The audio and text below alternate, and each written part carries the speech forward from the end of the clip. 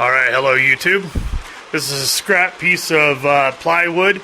Just one of them that I picked up on Craigslist the other day for free at somebody's yard, along with some scrap 2x4s and some scrap 1x4s. I'm going to be, here, let me turn that up so you're not looking at it sideways. Okay.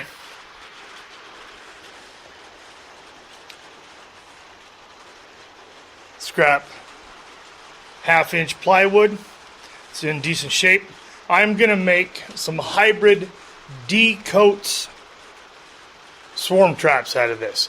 I'm going to cut this up into pieces off the diagram that I got off of bsource.com, and I'm going to make, let me open up the door, give you a little bit more light. It's raining outside. D-coats swarm traps. D-coats nuke boxes are 5 frames each, and they're deeps.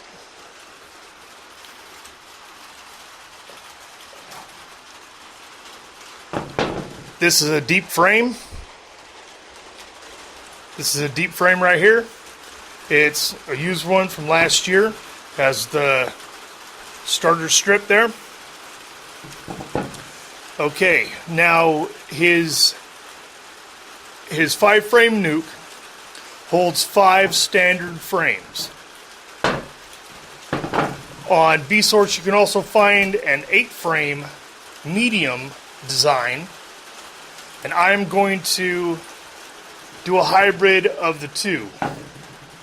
So what it's going to be is it's going to be an 8-frame deep. Each box is going to be an 8-frame deep, which is exactly 40 liters. And according to McCartney Taylor's videos on YouTube and his book that I bought off of Amazon,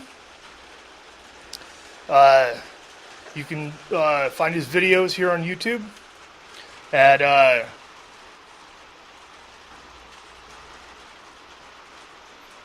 and his website at learningbeekeeping.com. I would suggest that you go out and buy his book. It's an excellent book. It's got a whole mess load of information in it. I'll be back in a few minutes. Well, I'll be back in a couple seconds, according to YouTube, when this is cut up. And we'll get to work on the boxes. Okay, this is a 10-frame coats, D-coats beehive. Now imagine the D-coats nuke being half of this. Okay, I just doubled the width on it. This is the end cap here. This is the end cap. These are the sides. And this is the actual inside of the box that the cap covers up. And I used all screws. A lot of people say don't use screws on plywood and don't paint the inside of the box. A lot of people say, oh no, you can't paint the inside of the box. I live in Western Washington where it rains 6 to 8 months out of the year. And whether you're using cypress, pine, cedar, or plywood, which this is marine grade plywood. I've got a local source for marine grade plywood. It is water resistant. It's not waterproof, but I painted it anyway, inside and out, because like I said, we live in Western Washington and it rains here all the time. So the box I'm going to be making today is going to be 8 frames. Maybe from here over to here. This will just, you can make these, just double the dimensions on the D-coats 5-frame nuke on bsource.com. And as you see here, slides real nice. Slides real good. It's got a little bit of play. I've got about an 1/8 of an inch. I've got about an 1/8 of an inch Down here inside the body, well, actually up here on top, I've got about I would say about a quarter of an inch. Down here, I've got 3/8 on each side. Just a little bit, just 3/8. And I can adjust it. This will fit a full 10 frames. This is the same dimensions as the bee boxes that I bought my wife from Beeline. She prefers those over there, which I purchased from Beeline. We already have some of those set up.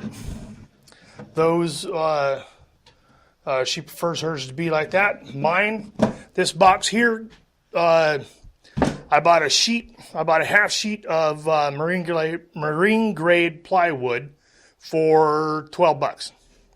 Marine grade plywood for a half sheet at Lowe's or Home Depot. Oh, my bad. The big box stores will run you about $35.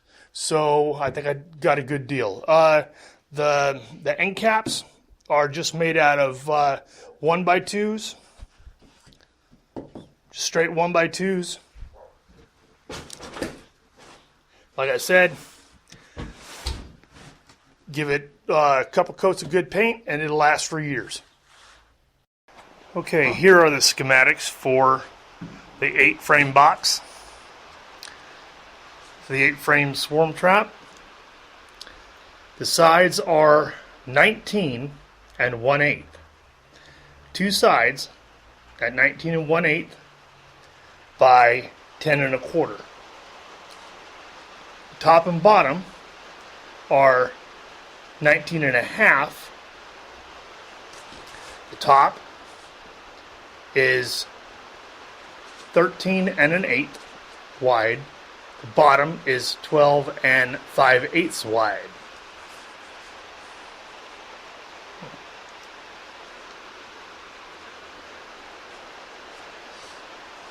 The front and back are 11 and 5/8 wide and 9 and 1/2 inches tall. So each one of these end caps are going to be 2 inches tall by 12 and 5/8, the same size as the bottom. Now, this is kind of wrinkly and crinkly. I wrote this down last year when I started building my bait hives. And let me turn this way, so I get all my measurements all nice and neat. I have my jig. I like jigs, so you'll be seeing me use a lot more of them. The first measurement is 9 and 1/2. The next one is, flip that around, 10 and 1/4, 11 and 5/8, 19 and 1/8. Now, there's an old saying: measure twice, cut once. Not only do I use the jig, I use the tape measure. Tape measure first, jig second. Or jig first, tape measure second.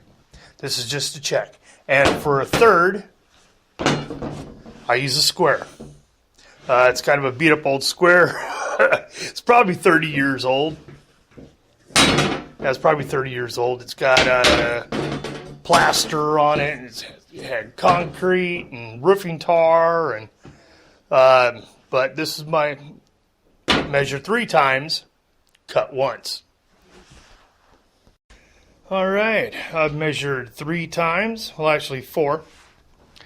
This is 10 and 1/4 from here to here. It is 19 and 1/8 to right here and to right here. And this is 4 7/8. This is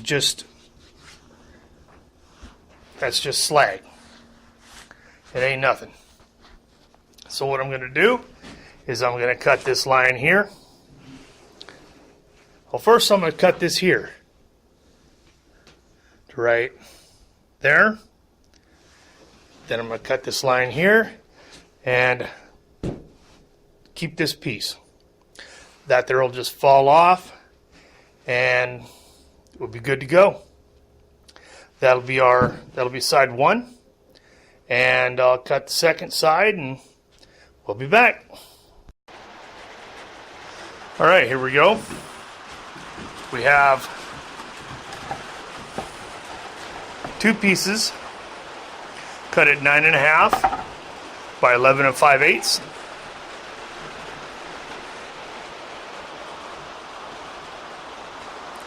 Pan back out on that. Okay. We have 2 pieces cut at 19 1/8 by 10 1/4. Well, as you can tell, it's raining outside. It's springtime here in Washington. Well, it could be summertime or oh, hey, wait 5 minutes, the weather will change, huh? I'm going to go inside and I'll be back in a bit. Sorry about that. Be back in a bit. I'm gonna pre-drill the holes for these. You see some nail holes and stuff from the previous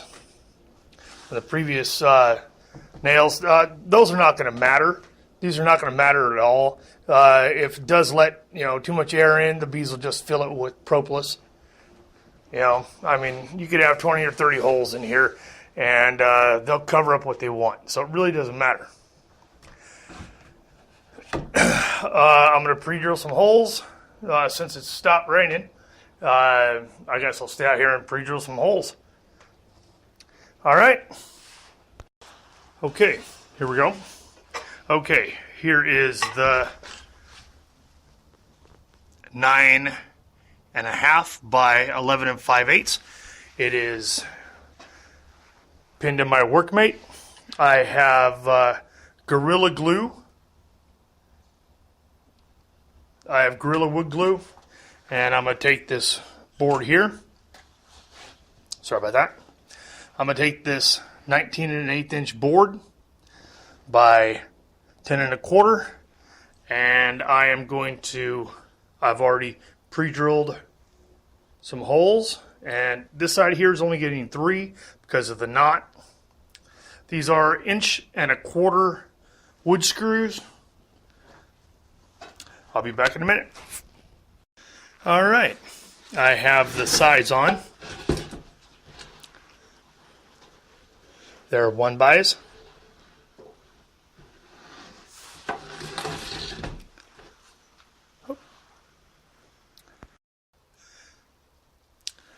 Okay, I'm back. I have the end caps on. They're made out of 1-bys. They're 12 5/8.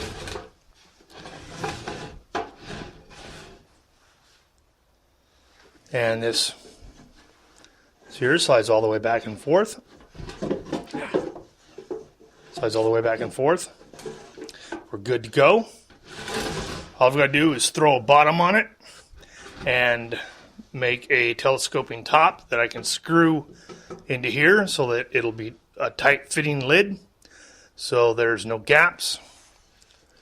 And then I'll either take this as the front or the other side, and I'll drill a hole probably dead center right here where this knot is, probably about 3 inches up. It should only be about 2 inches up, or I could put it here on the side Down here, it'll be a 3/8 inch hole. I know it should be about size 50-cent piece, but I have a whole mess load of corks that are 7/8. They're wine corks that are 7/8 of an inch, and that's what I'm making my holes on all my bait hives and my top bars. My next video, I'm going to be making a top bar bait hive in the style of Les Crowder. I'm using his dimensions, only it'll be exactly 40 liters, but it's only going to be about 28 inches long. You see, everything is all nice and copacetic. I did get a little bit of a crack right here, but that's okay. Bees don't care. They're bees. Just let them be bees. Like I said, I'm going to make a telescoping cover. That's going to come over here. It'll come down about 1 inch. And then I will be able to either screw it here or into this end cap so that we'll have a tight fitting lid. The wind won't knock it off when it's up in a tree or up on somebody's roof or under their eave, because it can rock and roll up in a tree, especially when it's got a board on the back of it, either on a branch or nailed to it. It could rock and roll in the wind. Right now, almost forgot. This is my, let me see here. This is going to be my 4-frame European style long box. Long hive. Look at that baby. Yep. Got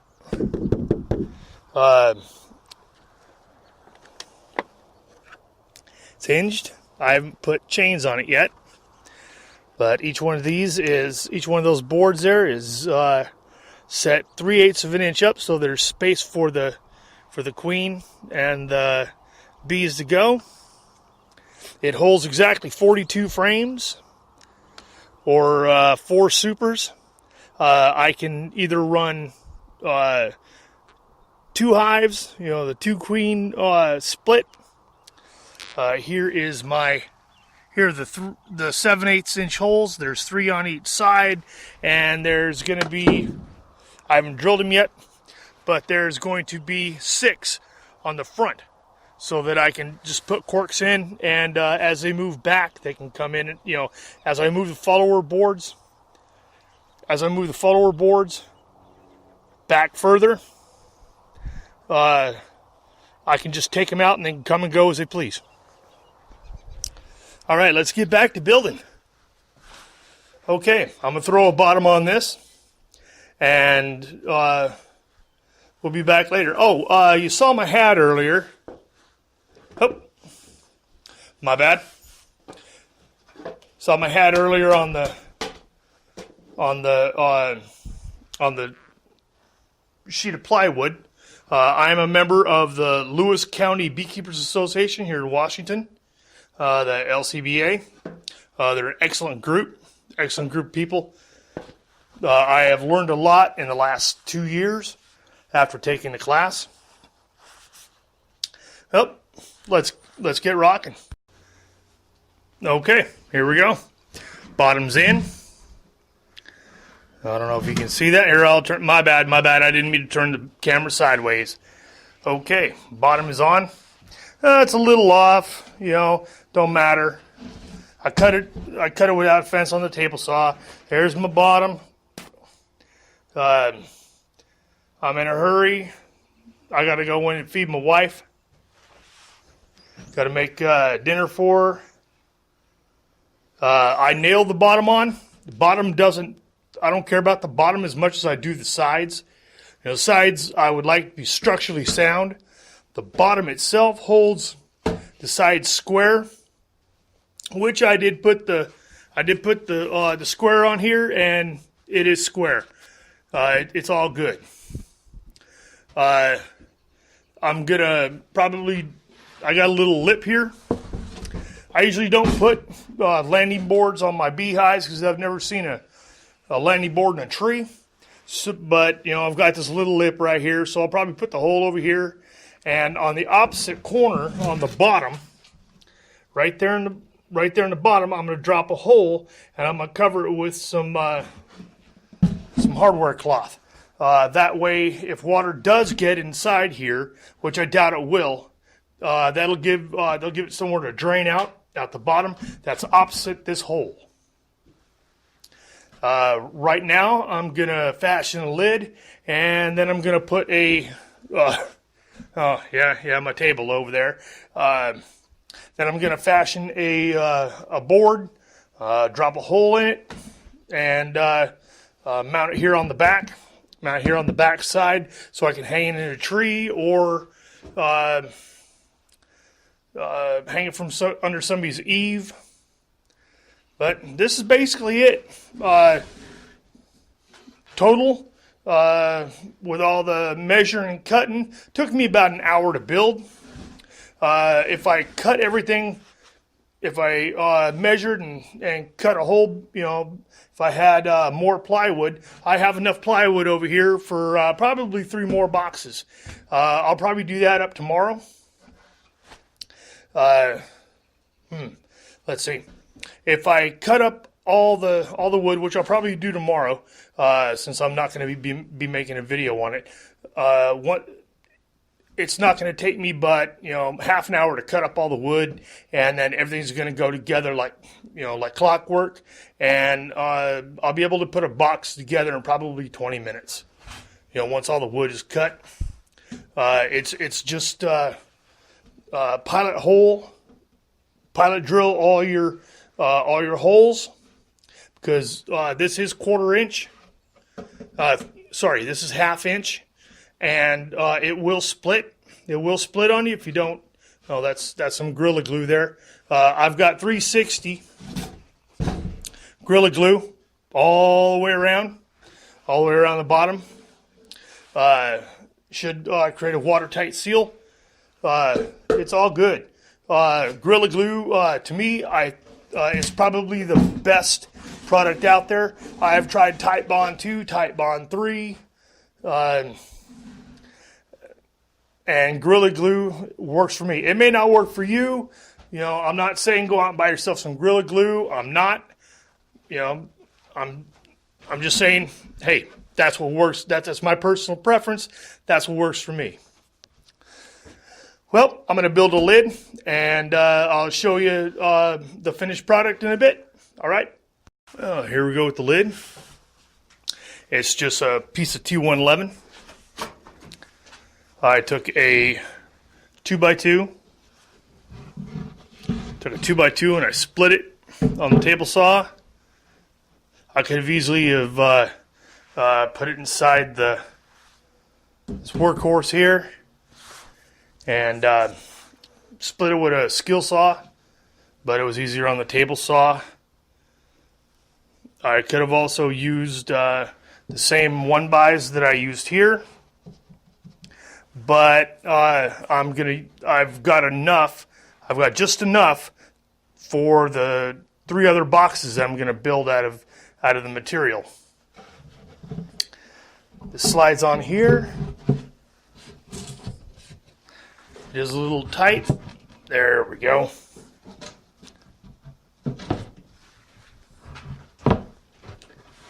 Let me flip that around. There we go, that's better. Yep, it's all good. She's nice and tight. She's going to be watertight. And I can take, sorry about that. I can take and I can run a screw here, and the same on the other side, so I can lock the lid down. And that way no bees will escape. I put the painted side up. Oh, my bad. Sorry about that. I didn't mean to tip it sideways. I got this phone of mine doesn't auto adjust. I didn't want to put the painted side in because of the the rib right here. Well, actually, it's a channel. It's not a rib. My bad. My bad. This channel here, if I would have put it there, it would have left bee space, enough bee space for them to climb out, and then it wouldn't be ideal. Definitely. Oh, another thing. When you go to nail the bottom on,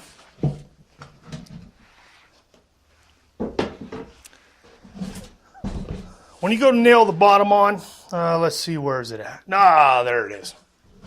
Let me flip this over.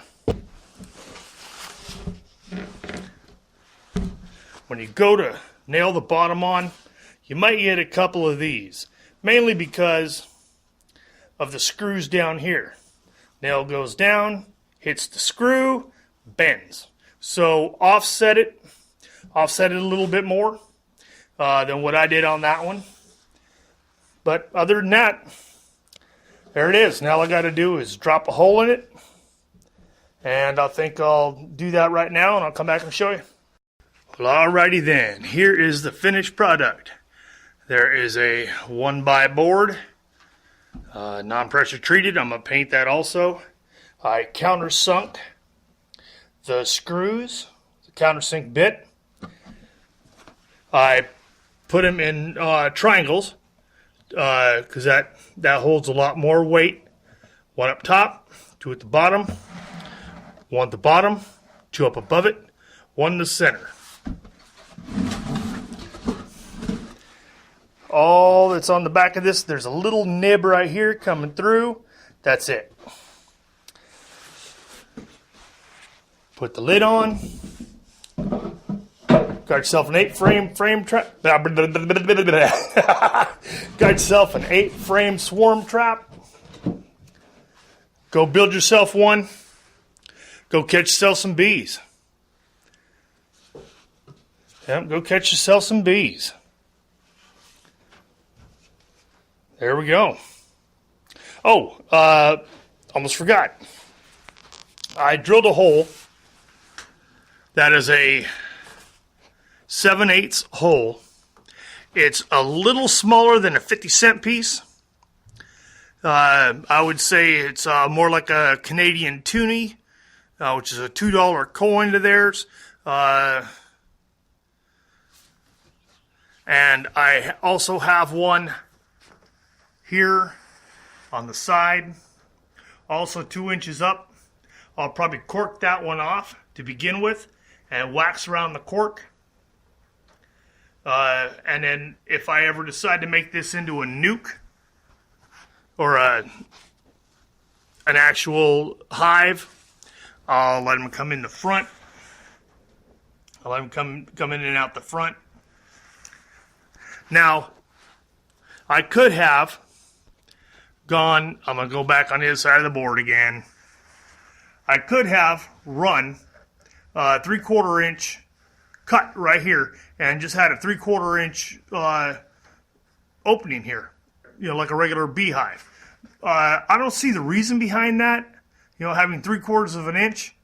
I mean, yes, you can put an entrance reducer in there, but I think that a 3/4 inch opening gives you is somewhere for robbers to come in. You figure that 8 or 10 bees can guard this one hole. That's all it takes. They can guard this hole, no problem. You get half a colony in here, and you have 3/4 of an inch. Yes, they can come in and out faster, a lot more. But I can also pop a couple more holes in here. This is less to defend for a weak colony. It just is. You put a weak colony into a hive with a 3/4 inch opening, even if you do put an entrance reducer down in there. Once you take the entrance reducer out, or if a big wing comes along and moves your box, your entrance reducer is moved. Bees can come in and out the side here. I've seen it happen. And if it's a weak hive, stronger bees, will come in there and they'll just straight rob your ass. Then you have a big war on your hands. It's not good. Anyway, almost forgot. Here's the hole on the right-hand side, the entrance hole. There's a weep hole or a drain hole here on the bottom. What I'm going to do is I'm going to paint this. I'm going to paint this whole box. And then after it's all painted, I'll come back by and I'll put a little patch of 1/8 or number 8 hardware cloth on there. It's 1/8 of an inch. Just tack it around there. No biggie. Because if you put it on there now and then go to paint it, you're gonna have to tape it up, and then it's just a hassle. Just paint the damn thing and then put it on later. This is not rocket science. It's just building a box for bees that bees will like. Yeah, go build yourself one. Like I said, this is a hybrid Coates nuke box. It's both of his diagrams are on bsource.com. This is a marriage of an 8-frame medium and a 5-frame deep nuke. All this is, ladies and gentlemen, is a 8-frame deep Coates nuke. Coates Hive. D Coates. And I've caught bees in all the ones that I've built with 8 frames. 5 frames, too small of an area. I'm not trying to catch Africanized bees. There are no Africanized bees up here in Washington. Africanized bees will go to a smaller box. This is exactly 40 liters. According to McCartney Taylor on YouTube and in his book, 40 liters is what you need. Well, this is 40 liters, people. Go out and build yourself a box and catch yourself some bees. This is Cody, and I gotta get a catchphrase. Just about everybody on YouTube's got a catchphrase. Well, no catchphrases today.